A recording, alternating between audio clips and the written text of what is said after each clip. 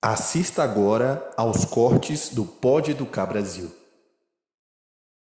Quais as características do autismo? A gente sabe, como você falou, a literatura já existe bastante coisa, mas a gente ainda não tem resposta para tudo, né?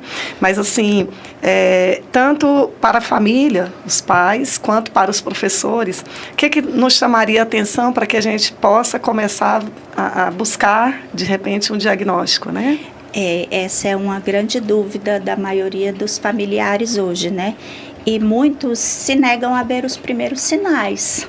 Então, alguns pais tendem a colocar, não, eu sempre fui assim, e aí, não, tá muito cedo, muito precoce. E a gente sabe que um dos determinantes para a gente poder que o autista se desenvolva o mais próximo possível da idade cronológica, o seu desenvolvimento, é o diagnóstico precoce.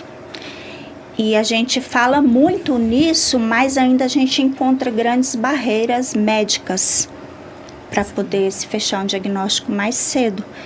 E um dos principais déficits que a gente percebe nas crianças autistas, e que é a nossa rede lá, que é muito grande esse número de autistas, são os déficits sociais, que é a interação social, né? O brincar, o aceitar o colega, né? Não se isolar. Então, é um dos pontos principais. Geralmente, isso começa muito cedo, desde bebê, né? No troca de olhar com a mãe, ao amamentar. Então, isso é muito raro. Então, você já precisa ter atenção, principalmente se eu já tenho mais filhos. Né? Mãe de primeira viagem, vai ser mais difícil ela ter essa percepção, porque ela ainda não teve nenhum contato. Sim. Né? Mas quem já teve filho, e não é incomum hoje, mães de 3, 4, 5 filhos, um desses, principalmente o último agora, ser autista. Eu tenho na minha família, meu primo tem 4 filhos e o último é autista. Então, a mãe percebe ao longo do desenvolvimento dessa criança que está muito diferente dos outros. Porque não vão ser iguais. Não digo que vão ser iguais. Mas são pequenas diferenças. E quando há essa interação social, ela não é como os demais, você consegue perceber. A resposta a alguns estímulos não... A resposta a alguns estímulos, ela não vem. Principalmente o contato, o vínculo com a mãe, né? Principalmente na hora da amamentação, que é aquela troca de olhar, aquela troca de pele, né?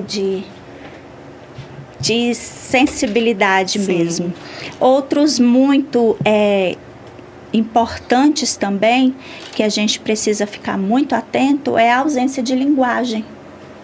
Né? A gente tem aí os marcos do desenvolvimento, que a gente sabe a idade mais próxima que a criança deve sustentar a cabeça, que a criança deve rolar, sentar.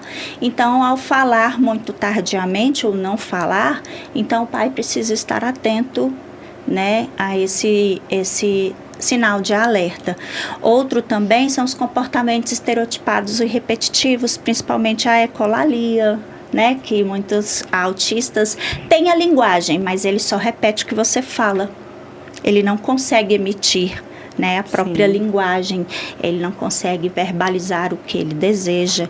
Ele é uma criança que talvez entenda muito bem o que você fala, mas ele não emite resposta nenhuma, ou talvez ele não tenha compreensão nenhuma do que você está falando. O simples ato de guarda o brinquedo, busca água para mamãe, pega água para mamãe, guarda, pega tal coisa. Então, tudo isso é para a gente se alertar. Porque criança é muito inteligente, muito esperta. Então, quando você percebe uma criança se isolar, isso não é comum. Né? Geralmente, ele quer fazer amizade, ele quer estar brincando com o próximo. Outro que a gente pode colocar é coordenação motora pobre. A maioria das autistas tem o déficit de coordenação motora, principalmente a fina.